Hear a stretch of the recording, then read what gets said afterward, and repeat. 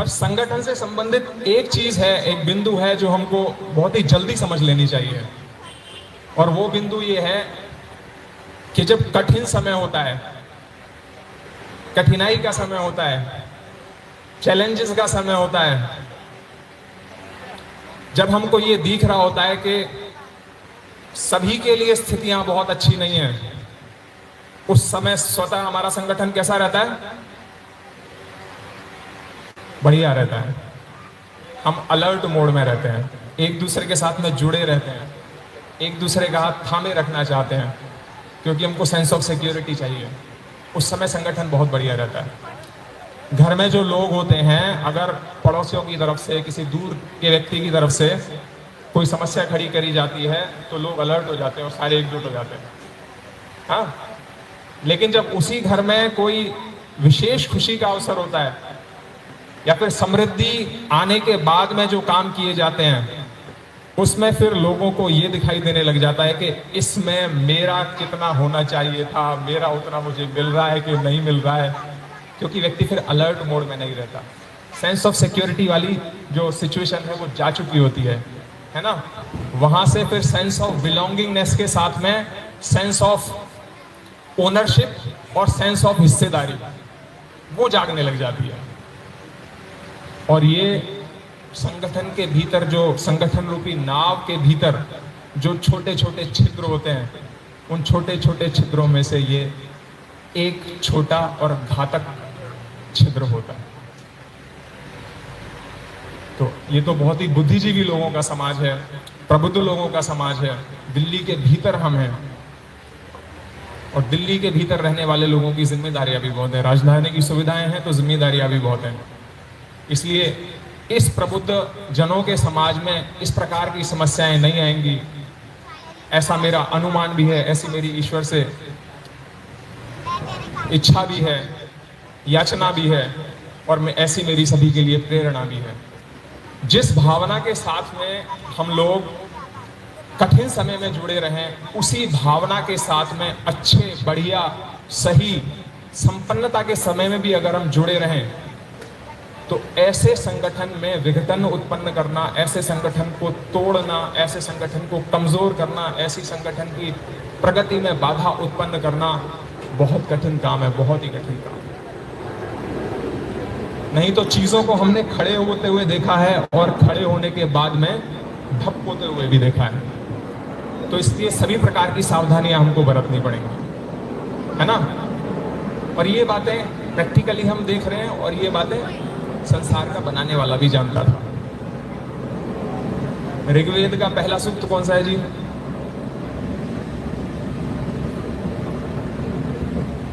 ऋग्वेद का पहला सूक्त अग्नि सूक्त। अंतिम सूक्त? हाँ जी, अंतिम सूक्त है संगठन सूक्त। ऋग्वेद का अंतिम सारी बातें कहने के बाद जो सबसे अंत में बात कही गई, वो संगठन सूक्त के माध्यम से कही गई। और संगठन सूक्त में पहला मंत्र है ना, पहले मंत्र के देवता तो अग्नि ही रहे, पर बाकी के 3 मंत्रों के देवता संजानम है। और पहले मंत्र का जो अर्थ है, मंत्र तो अपन को सभी को पता ही है और उसके अर्थ भी हमको पता है, पर फिर भी मैं एक बार उसको आपके समक्ष रखता हूं। कहते हैं कि ईश्वर से कहती है, जनता कहती है, प्रजा कहती है, हे प्रभु तुम शक्तिशाली हो बनाते सृष्टि को, वेद सब गाते तुम्हें हैं, कीजिए धन वृष्टि। ऐसी याचना लेकर पहुंचे। भगवान ने कहा ठीक है, आयो, मिलेगा तो अवश्य, और बिना किए तो मैं किसी को कुछ देगा नहीं, बिना पुरुषार्थ के तो नहीं मिलेगा। कह देते तुम एक मंत्र से मेरे पास में याचना लेकर आए हो, मैं तुमको 3 देता हूं। तो आगे के जो 3 मंत्र उन्होंने संगठन सूक्त में दिए, तो उन्होंने उनको ये बता दिया कि देखो मेरी प्यारी संतानों, ऐसा ऐसा ऐसा करना, तो ऐसा ऐसा करने से तुम्हारा संगठन मजबूत रहेगा। संगठन मजबूत रहेगा तो तुम्हारा सामूहिक बल बढ़ेगा। सामूहिक बल बढ़ेगा तो तुम्हारे पास में बाधाओं से छूटने की और आगे बढ़ने की शक्ति भी अधिक से अधिक संग्रहित रहेगी। और जब वो शक्ति तुम्हारे पास में रहेगी तो जो तुमने मुझसे याचना करी थी कीजिए धन वृष्टि को, वो स्वतः ही होने लग जाएगा। हाँ? तो संगठन का बड़ा महत्व है। एक वेद में कितना ही बात कह दी, कितनी बात कह दी, कितनी बात कह दी, अंत में अगर इनका संगठन नहीं रहेगा तो ये लोग उनमें से किसी भी बात का पालन नहीं कर पाएंगे। इस बात का ज्ञान और इस बात का आभास इस स्ट्रक्चर के माध्यम से हमको बहुत ही बढ़िया तरीके से करवा दिया गया है ना। तो उसमें फिर संगठन सूक्त का सबसे पहला मंत्र, मैं सामान्यतः मंत्र आदि लेता नहीं हूं क्योंकि वो सबको पता ही होते हैं, चर्चा में आ ही जाते हैं। पर आज क्या है कि आज सबसे अधिक आवश्यकता अभी तक जो यहाँ पर आए हैं वो संगठन के माध्यम से आए हैं, और इससे आगे जितने भी कदम आप बढ़ पाए, मैं तो कहता हूँ वो कदम कभी रुके ही नहीं और उनकी कभी कोई गिनती नहीं आए, उतने कदम आप बढ़ते चलें बढ़ते चलें बढ़ते चलें, पर जितने भी कदम आप चलेंगे वो सिर्फ और सिर्फ संगठन के बल पर चलेंगे, है ना। तो पहला मंत्र कहता है संगच्छध्वम संवदध्वम संवो मनांसी जानताम। संगच्छध्वम गम धातु है, जाने की बात हो रही है, तो इसमें जाने की और प्राप्ति, क्योंकि कहीं जाएंगे तो किसी न किसी उद्देश्य से ही जाएंगे ना, ऐसा नहीं कि बस चले जाएंगे तो कुछ करेंगे, कुछ प्राप्त करेंगे, तो एक उद्देश्य की इसमें बात होती है। संगच्छध्वम किस चीज की प्राप्ति हो, कहते आपको धर्म की प्राप्ति करनी है। धर्मवान रहोगे तो बाकी सारी चीजें अपने आप आती चली जाएंगी। कौन से धर्म की पालना होनी है? मानव धर्म की पालना होनी है। वो हमको कहाँ मिलता है? मनु महाराज ने हमको दिया हुआ है, हमको बढ़िया तरीके से पता है। संगठन बनेगा लेकिन वैसे ही नहीं बनेगा। संगठन बनाने के लिए जो नियम ऋषि मुनियों ने शास्त्रों में हमको दिए हैं, उन नियमों को गहराई से समझकर उन नियमों का पालन करना पड़ेगा, तब जाकर संगठन बनेगा। एक उद्देश्य की पूर्ति के लिए, धर्म की प्राप्ति के लिए हम एक होकर चलें और अपने लक्ष्यों की प्राप्ति करें। दूसरा क्या बोले? कहते संवदध्वम, हमारी जो बात हो वो एक समान हो।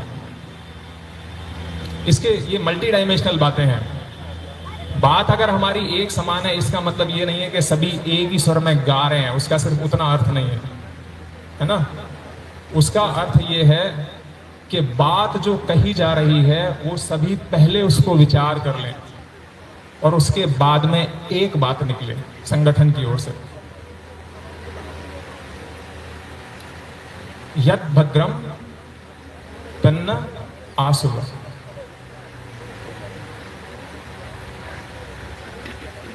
दुरितानि परासुव, है ना। तो वो कहते हैं कि जो शब्द निकले उससे पहले तुम्हारे एग्रीमेंट्स भी बहुत होंगे, तुम्हारे डिसएग्रीमेंट्स भी बहुत होंगे, और ये निश्चित बात है कि डिसएग्रीमेंट्स होंगे ही होंगे। 100% एग्रीमेंट कभी नहीं होंगे, लेकिन उन सब में से भी तुमको टच पॉइंट्स तलाशने हैं, कॉमन ग्राउंड्स तलाशने हैं, और वो कॉमन ग्राउंड्स के ऊपर जो सहमति बने, वो सहमति तुम्हारे संगठन की चार दीवारी से बाहर निकले। जो असहमति है वो संगठन की चार दीवारी के भीतर दफन हो जाए। संवदध्वम, एक ही बात बोलें, एक ही सुर में बोलें, एक सहमति के साथ में हम बोलें। देसी भाषा में कहें, अपना अपना राग ना अलापें। पुराने समय में जब पत्रिकाओं के माध्यम से बातें निकलती थी तो कम से कम संपादक के पास में एक अवसर होता था देखने का, छापूं कि ना छापूं, कितना प्रभाव पड़ेगा। स्वयं समान विचारधारा वाला होता था, शुभ चिंतक होता था, तो हो सकता है छापे ही ना छापे तो काट छाट करके छाप दे। आजकल तो क्या करना है, कैमरा ऑन किया, डा डा डा डा डा, ऐसा हुआ ऐसा हुआ ऐसा हुआ, ब्रॉडकास्टिंग। ये ईश्वर की शिक्षा के विरुद्ध है। वो कहते संवदध्वम, उतना बोलो जितना संगठन के लिए आवश्यक है, उतना बोलो जितने से भला होगा। डिसएग्रीमेंट्स तुम्हारे रहेंगे, रहेंगे ही रहेंगे, निश्चित रूप से रहेंगे, पर प्रकृति त्रिगुणात्मक है ना। जीवात्मा प्रकृति से घिरा हुआ है, सदैव उसके 3 गुणों के प्रभाव में रहेगा। कभी कोई इसका सतोगुण का उभय होगा, कभी किसी का रजोगुण का होगा, कभी किसी का तमय गुण का होगा। एक ही व्यक्ति से जो मैं अपेक्षा लगा के बैठा हूँ, आज से 4 दिन बाद किसी दूसरी तरीके से बिहेव कर सकता है। हूँ ना, उस बैंगन खा लो तो आदमी को गुस्सा आ सकता है, कौन सी बड़ी बात है। तो इसलिए डिसएग्रीमेंट्स रहेंगे ही रहेंगे। उन डिसएग्रीमेंट्स के बीच में जो एग्रीमेंट्स रहें वो संगठन की 4 दीवारी से बाहर निकले तो संगठन का एक बहुत बड़ा छेद जो है वो कवर हो जाता है। संगच्छध्वम संवदध्वम संवो मनांसी जानता। हमारे मन समान विचार वाले हैं। समान विचार वाले मन हमारे तब होंगे जब मेरे मन की आपके मन को पता होगा। जब आपकी मन की मेरे मन को पता ही नहीं है तो समानता कहां से आएगी, राइट। तो संगठन का एक बहुत बड़ा यहां से हमको बिंदु जो पकड़ में आता है, वो बिंदु पकड़ में आता है द फ्लो ऑफ कम्युनिकेशन।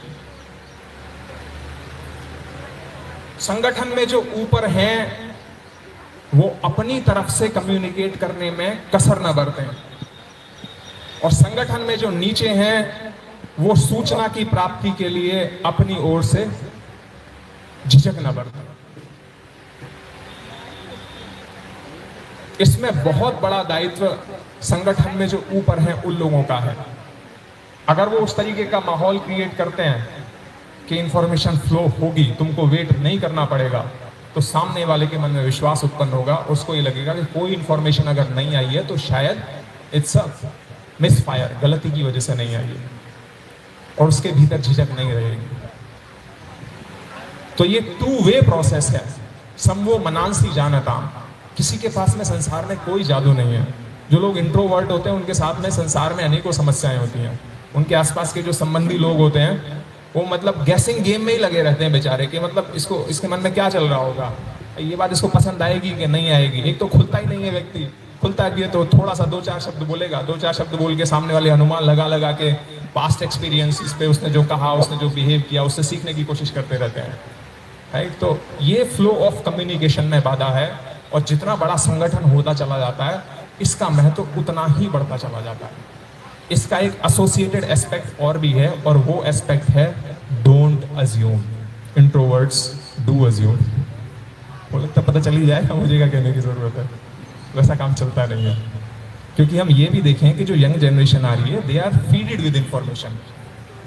उनको जो काम करवाना है आपको स्पष्ट बोलना पड़ेगा। किसी के पास में इतना समय नहीं है कि मैं गहराई से चिंतन करूं कि अभी प्रधान जी के मन में क्या चल रहा होगा, उन्होंने ये बात कही थी, इसका ये अर्थ निकलेगा, 4 दिन पहले वैसी बात कही थी, उस सिनेरियो में ऐसा था।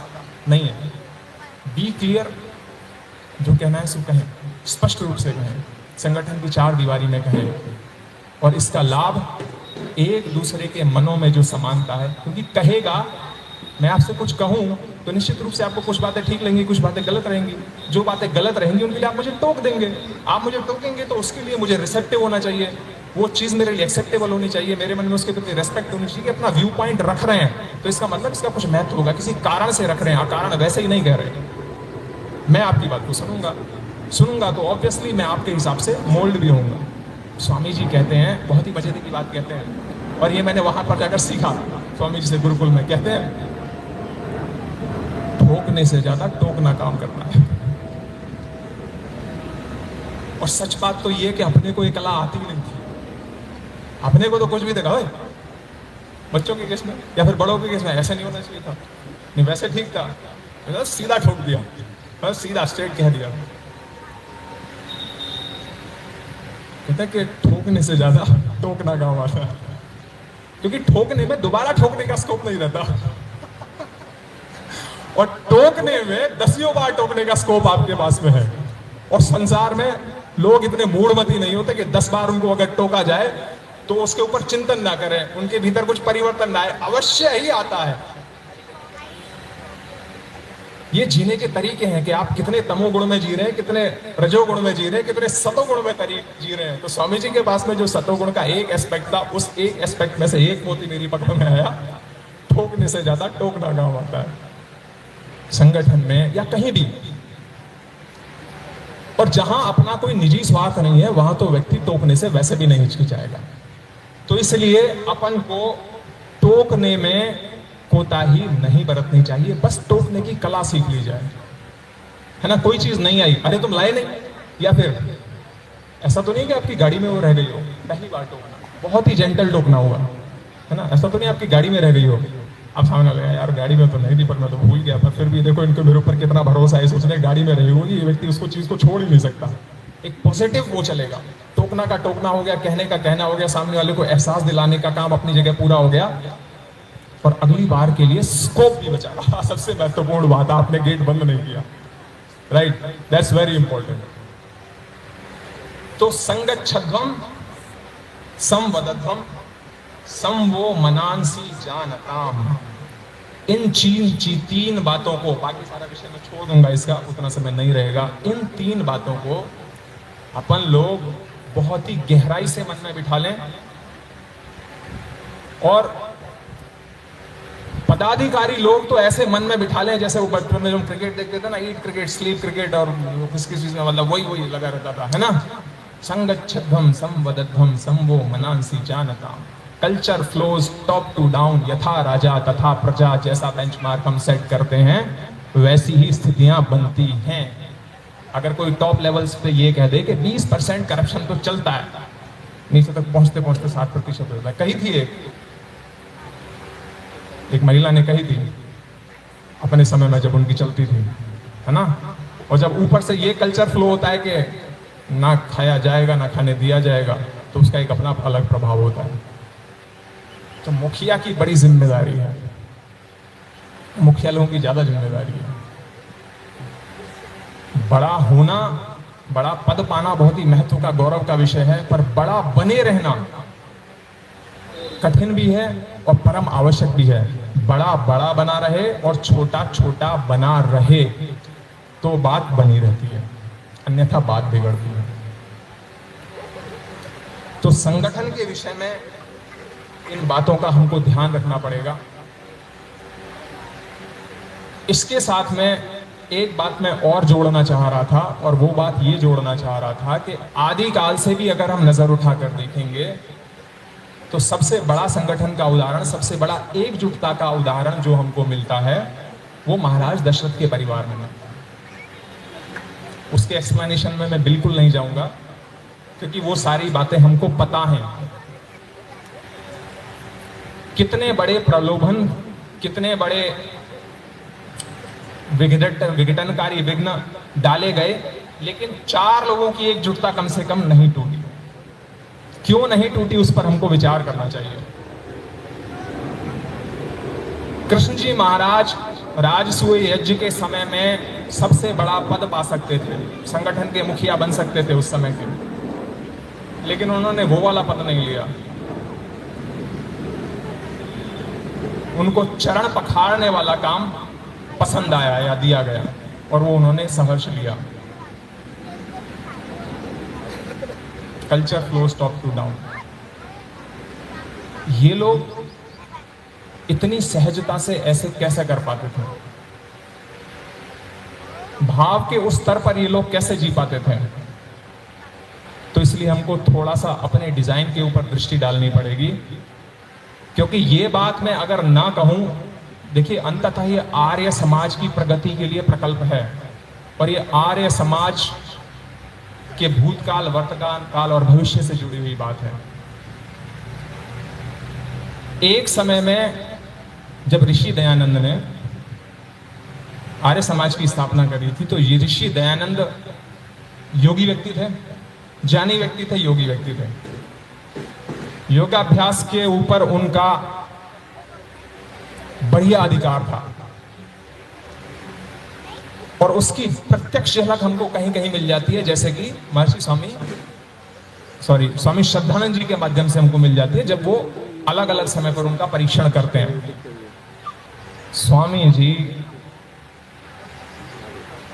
नदी के किनारे जाते हैं, ध्यान लगाते हैं, संध्योपासना में प्रवृत्त होते हैं। अब से 150-200 वर्ष पूर्व ईश्वर उपासक व्यक्ति आर्य समाज की स्थापना करता है। उपासना आर्य समाज का आधार बनती है। महर्षि के समय तक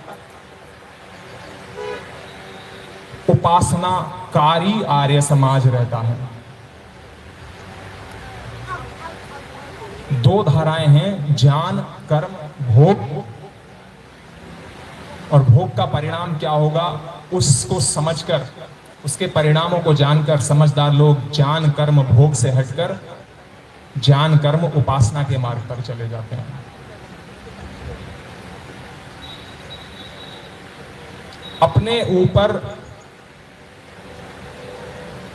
उसका प्रभाव नहीं पड़ने देते।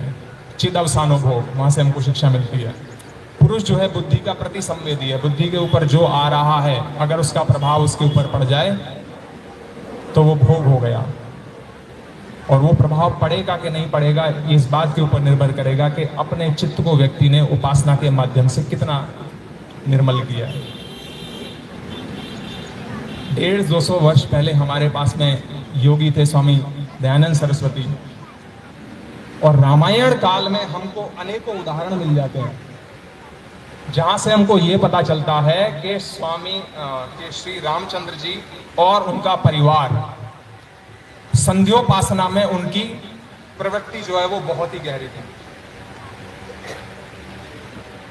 ये मेरे पास में छोटी सी पुस्तक है, ये बड़े काम की होती है छोटी छोटी पुस्तकें।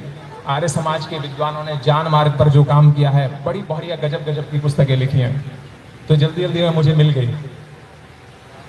बाल कांड हो, चाहे किशिकिंधा कांड हो, चाहे सुंदर कांड हो, कोई सा भी कांड हो, इसमें हमको वो सारे उदाहरण मिल जाते हैं कि श्री राम जी ने फलाना समय पर संध्योपासना करी। लक्ष्मण जी के उदाहरण भी मिलते हैं, और सीता जी का उदाहरण तो बड़ा ही गजब का मिलता है। हनुमान जी जब माता सीता को ढूंढ रहे होते हैं और सोचते कहां ढूंढा जाए यार, तो उनको एक बढ़िया सरोवर दिखाई देता है। और हनुमान जी को ये बात बढ़िया तरीके से पता थी कि सीता जी जो है संध्याशील महिला हैं, विदुषी महिला हैं, संध्या अवश्य करती हैं, बिना नागा के करती हैं। स्वामी दयानंद जी लिखते हैं, सुबह शाम 1-1 घंटा मुमुक्षु होकर संध्या किया करें, संध्योपासना किया करें। तो वो करते थे। तो कहते हैं कि ये बढ़िया सरोवर है, तो सीता जी यहां आकर संध्योपासना करेंगी, क्योंकि महर्षि पतंजलि लिख कर गए हैं, नदी के किनारे, सरोवर के किनारे, जलराशि के किनारे, पहाड़ों में, कंदराओं में ध्यान करने का विशेष महत्व होता है। तो वो पता था कि माता यहाँ आएंगी, सीता जी यहाँ आएंगी, वो कहता मैं यहीं बैठ जाता हूँ, जब आएंगी तो मिल जाएंगी। और एग्जैक्टली वैसा ही होता है, नहीं तो महर्षि वाल्मीकि लिखते नहीं। रामचंद्र जी हो, माता सीता हो, माता कौशल्या हो, सभी के वो इन्होंने कोटिंग्स इसके अंदर दी हुई है। चाहे कृष्ण जी हो, जब वो दुर्योधन का भोजन छोड़कर विदुर जी के घर जाते हैं, पहले संध्योपासना करते हैं, उसके बाद में वो भोजन पाते हैं। इतना महत्व आदि काल से लेकर अभी तक संध्योपासना का रहा है। और जिन व्यक्ति ने आर्य समाज की स्थापना करी वो बिना नागा के संध्योपासना करने वाले व्यक्ति थे, तब जाकर उनके मानस की वो स्थिति बनी हुई थी। तो आर्य समाज खड़ा हुआ, अगर इसको एक पिरामिड के रूप में हम लें, आर्य समाज ट्रायंगल के रूप में लें, आर्य समाज खड़ा हुआ जिसके सबसे नीचे धरातल में संध्योपासना, दूसरे में ज्ञान और तीसरे में कर्म। संध्योपासना से जो चित्त शुद्ध हुआ, उससे जो भाव जागे, तो हमारा ज्ञान भी निर्मल होता चला जाता है। स्वामी जी गए, कुछ समय तक संध्योपासना रही और संध्योपासना छूटती चली गई, फिर आर्य समाज आ गया ज्ञान के सहारे। ऐसे बहुत अनेकों पुस्तकें, अनेकों साहित्य, अनेकों भजनों का निर्माण आर्य समाज में हुआ। खूब तहरीर तकरीर हुई, खूब ज्ञानवाचक बातें हुई, चर्चा हुई, पर संध्योपासना छूट गई।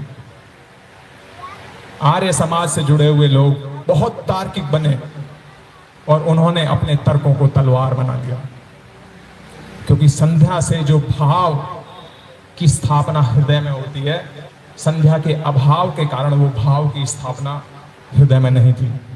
इसलिए ज्ञान ने तर्कों को ज्ञान से जो तर्क उत्पन्न हुए वो तर्क भी तलवार मात्र बनकर रह गए। और इस विषय को मैं बिल्कुल नहीं खोलूंगा। हम अपने अंतर्मन की गहराइयों से तब के आर्य समाज और आज के आर्य समाज की स्थिति से भली भांति परिचित है। उपासना, ज्ञान और कर्म, आज के समय में आर्य समाज मुख्य रूप से कर्म वाले क्षेत्र में है। कर्म वाले क्षेत्र में कौन से हैं कि हमारे आर्य समाज की तरफ से ये गतिविधि चलती है, ये गतिविधि चलती है, ये गतिविधि चलती है। जैसा जैसा हेल्पिंग ग्रुप्स होते हैं सोसाइटी के हेल्प के लिए, वो कार्य हम कर रहे हैं। जबकि आर्य समाज का स्थान दूसरा तो कोई दूसरा ही था। ऋषि ने जब ईश्वर के गुण, कर्म, स्वभाव बता दिए, उसके बाद में खट से एक लाइन लिख दी। उसको लाइन को लिखने के लिए अगर वो चाहते तो उस लाइन को छठे मंत्र, छठे नियम में भी लिखा जा सकता था। उसी की उपासना करनी चाहिए। जैसे ही ईश्वर की इंट्रोडक्शन पूरी हुई, तुरंत के तुरंत स्वामी जी ने एक कॉमा, एक फुल स्टॉप एक्स्ट्रा दिए, तुरंत लिख दिया उसी की उपासना करनी चाहिए। क्योंकि उपासना ही आर्य समाज का आधार था। और उस उपासना से डिगकर हम ज्ञान में आए, ज्ञान से डिगकर हम कर्म की श्रेणी में आकर खड़े हो गए हैं। जबकि कर्म करने के लिए तो बहुत संगठन, बहुत लोग हैं जो सिर्फ कर्म के क्षेत्र में रह सकते हैं। चिंतन मनन के साथ में ईश्वर से जुड़कर जो रास्ता प्राप्त किया जा सकता है, वो रास्ता पुस्तकें पढ़ पढ़ के पता नहीं उसमें कितना समय लग जाता है। आप इमेजिन ये अपने अपने अनुभव है। जब से मैं इस क्षेत्र में आया हूं, कम से कम एक समय की उपासना तो मिस नहीं हुई है। और 1 घड़ी 24 मिनट की है तो मेरा कम से कम प्रयास 2 घड़ी का रहता है। और कई बार तो ब्रश करते करते ही कुछ आ जाता है। कहां से आता है कोई नहीं जानता। लेकिन संध्योपासना से कनेक्शन बनता है, इतना मैं निसंकोच और दावे के साथ में कह सकता हूं। जितना जितना हमारा कनेक्शन बनता है, ईश्वर जो है आनंद स्वरूप है और हमारे भी भाव की वही स्थिति बनती है। जो व्यक्ति आनंद में होगा, 4 झगड़े की बातों को तो यूं ही भूल जाएगा, इग्नोर कर देगा। आप कोई बढ़िया सी पिक्चर देख कर आ रहे हैं और उसके मजे में उसके डायलॉग्स आपके दिमाग में चल रहे हैं, उसकी सीन आपके दिमाग में चल रहे हैं, कुछ हो भी जाएगा, किसी ने आपकी मतलब कुछ कह दिया आपको, आप इग्नोर कर देंगे। और वैसे ही आप झुंझुलाए हुए हैं, किसी ने कुछ कह दिया, टीचर ने कुछ कह दिया, आपका सैंडल भी गलती से किसी ने पीछे दबा दिया, आप उससे लड़ पड़ेंगे। हमारी मनस्थिति के ऊपर निर्भर करता है ना। जीव बेचारा मजबूर है, जीवात्मा मजबूर है। त्रिगुणात्मक पृथ्वी से निरंतर बंधी हुई है, बंद है तो जब तक वो अपने आप को सबल नहीं बनाएगा, अपने आप को मजबूत नहीं बनाएगा, तब तक वो उसके बंधन के, उसके जकड़न के हिसाब से उसके चलता रहेगा। तो आर्य समाज के लोग, इस समाज के लोग जब तक अपने भाव की शुद्धि पर काम नहीं करेंगे, चित्त की शुद्धि पर काम नहीं करेंगे, तब तक मेरे जैसे लोग कितनी ही बातें बोलें, वो बातें टकराएंगी, हल्का सा असर दिखाएंगी और खट से छिटक जाएंगी। क्योंकि वो जो जैसे जीभ के ऊपर एक मैली परत जमी होती है ना, तो वैसा परत अगर मन के ऊपर जमी होगी तो खट से चीजें जाती रहेंगी, भीतर एब्जॉर्ब नहीं होगा। और इस संगठन को बनाए रखने के लिए, किसी भी संगठन को बनाए रखने के लिए जितनी बातें इस मंत्र में ऋषि ने लिखी हैं, भगवान की तरफ से लिखवाई गई हैं, संगच्छध्वम संवदध्वम संभो मनांसी जानताम, इन बातों की पूर्ति तभी होगी जब हमारे अंतर मन के गहराई में ये बातें उतरी होंगी। और उसके लिए हमको अपने अंतर मन को उस हिसाब से तैयार करना पड़ेगा। आयुर्वेद में कुछ औषधियां बनती हैं कि मटके में फलाना चीज डाल दो और इसको इतने महीने तक इसके अंदर रखो। एक्सपेक्टेशन ये रहती है कि जो सरफेस है जिससे वो औषधि, वो द्रव्य, वो घी टच करेगा, उससे एक्सपेक्टेशन रहती है इतना एब्जॉर्ब करेगा, इतना एब्जॉर्ब नहीं करेगा। पर वो जैसी औषधि बनाना चाह रहे हैं वो तभी बनेगी जब वो मटका या फिर वो जो पात्र हमने लिया हुआ है उसके सरफेस में कोई इंटरनल इश्यूज क्रिएट नहीं हो गए, उसकी क्वालिटी डिग्रेड नहीं हुई। गहरी बात है, जल्दी बोलकर निकल जाऊंगा। तो इसलिए कितना ही प्रयास किया जाए, अपने चित्त में कुछ अवशोषित करवाना है, कुछ नहीं करवाना, उसकी क्वालिटी जब तक मेंटेन नहीं रहेगी तब तक आने वाली अंदर आएगी नहीं, आने वाली बाहर जाएगी, और जो जानी चाहिए थी वो अंदर आएगी, क्योंकि फिल्टर जो है वो गड़बड़ा चुका होगा। और फिल्टर को सही करने का जो तरीका है वो तरीका है उपासना। उस उपासना को हमको अपनाना होगा। संगठन के ऊपर, कम्युनिकेशन स्किल्स के ऊपर हम कितनी ही चर्चाएं रख सकते हैं, उनका लाभ आपको बात कठोर भी लग सकती है, आपको बात कड़वी भी लग सकती है, आपको बात एक क्षण के लिए हतोत्साहित करने वाली भी लग सकती है। उसका दीर्घकालिक लाभ तब तक नहीं होगा जब तक कि हम संध्योपासना को अपने जीवन में नहीं अपनाएंगे। तो अगर मैं आपसे कुछ मांगने की कोशिश करूं तो आप देंगे? क्यों जी, दे पाएंगे? वैसे तो मैं कुछ मांगता ही नहीं। मैं आपसे सिर्फ इतना सा मांगता हूं, 2 समय ना सही, 2 घड़ी ना सही, 1 घड़ी 24 मिनट की है, एक ही समय, एक ही घड़ी आप संध्योपासना में प्रवृत्त होइए। संध्योपासना का मतलब सिर्फ संध्या नहीं है कि मंत्र बोल लिया और एक तरफ हो गए, वो तो आपको प्रत्याहार तक भी नहीं लेकर जाएगा। अपना काम है अंतरंग योग में उतरना, कम से कम धारणा तक पहुंचना, उसके बाद में ईश्वर जाने और हम जाने। नित्य प्रति आपको किसी भी एक समय कम से कम घड़ी भर अगर आप संध्योपासना करेंगे तो आपके मनों में ईश्वर की ओर से जो प्रेरणाएं आएंगी, वो प्रेरणाएं इस आर्य समाज को कहां से कहां ले जाने वाली होंगी, इसके लिए किसी का भी अनुमान लगाना बहुत ही कठिन काम है। तो आज हमारे पास में समय इतना ही है, पर फिर भी जितना मेरे पास में समय था, जितना मैं विचार कर सका इस शॉर्ट स्पैन में, उन विचारों को मैंने आपके समक्ष रखने का प्रयास किया है। हो सकता है आज कोऑर्डिनेशन उतना अच्छा ना रहा हो, पर फिर भी आपने मेरी बातों को ध्यान से सुना है, मैं आपका हृदय से आभारी हूं। मैंने आपसे आज एक चीज मांग ली है, इसके ऊपर आप चिंतन कीजिएगा, मुझे दे सकें तो मैं आपका आभारी रहूंगा, ये समाज आपका आभारी रहेगा, और जितना ये समाज प्रगति करेगा उतना ही हमारी आने वाली संतानों के लिए भला ही भला होगा। तो इसलिए अपने लिए, अपने समाज के लिए, अपनी संतानों की सुरक्षा प्रगति के लिए हम संध्योपासना को अपनाएं। आर्य समाज का जो धरातल था, मुख्य धरातल था, उस धरातल को हम मजबूत करें ताकि हम लोग मजबूती से आगे बढ़ पाएं। आप सभी का बहुत बहुत धन्यवाद। बहुत बहुत धन्यवाद आचार्य जी। मैं 2 पॉइंट रखना चाह रहा हूं इससे पहले कि आचार्य जी प्रस्थान करेंगे। पहला ये कि रात को हमें 9:45 के करीब फोन आया कि हमारे जो प्रवक्ता आने वाले थे वो अस्वस्थ हो गए हैं और उनको एडमिट करना पड़ेगा हॉस्पिटल में। तो उनके फ़ोन रिसीव करते ही हमारी टीम एक्टिवेट हो गई और हमने जो लोकली अवेलेबल प्रवक्ता हैं वो उनसे संपर्क किया, और हम चाहते थे कि कोई अच्छे प्रवक्ता हमें मिले, पर वो है कि इतने शॉर्ट नोटिस पे एवरीबॉडी वाज टाइड अप, हमें प्रवक्ता नहीं मिल रहे थे। तो ऐसे मौके पर हमारे आचार्य दिनेश रावत जी से बात हुई। तो ये देखिए पलवल से आ रहे हैं और फरीदाबाद जाना है इनको, इसके बावजूद भी, इतनी व्यस्तता के बावजूद भी ये इन्होंने हमारा अनुरोध स्वीकार किया और हमारे बीच में है। तो बहुत बहुत धन्यवाद आपका आचार्य जी। दूसरा पॉइंट मैं ये कह रहा हूँ कि आचार्य जी ने बोला कि ये एक सेकंड ओकेजन है जब वो ऐसे समारोह में सम्मिलित हुए हैं जब हम अपना भवन निर्माण का कार्य शुरू कर रहे हैं। पहला इन्होंने बताया माराथली बेंगलोर का, और दूसरा हमारा। देखिए ये कोइंसिडेंस है, मैं आप लोगों से पहले भी शेयर कर चुका हूं कि हमारी टीम उस नंदा जी मुस्कुरा रहे हैं खड़े हुए, हमारी टीम जो है, मैं भी उसका पार्ट था, हम लोग उस आर्य समाज में गए, मराथली आर्य समाज जिसका इन्होंने जिक्र किया उसमें गए। हमारे संरक्षक देवेश्वर जी भी वहां से एसोसिएटेड है, तो वहां देख के आए कि उन्होंने क्या क्या अच्छे काम किए हैं। जो वाइनर बर्गर की होलो टाइल लगाई है, या रेन हार्वेस्टिंग है, या सोलर पैनल है, वो सब हम लोग देख के आए थे। तो ये कोइंसिडेंस है कि हमारा सौभाग्य है कि वही आचार्य जी जिन्होंने भवन निर्माण का इतना सुंदर कार्य है मराथली बेंगलोर में कराया था, वही आचार्य हमारे इस सुंदर भवन के लिए भी यहाँ विद्यमान है। बहुत बहुत धन्यवाद।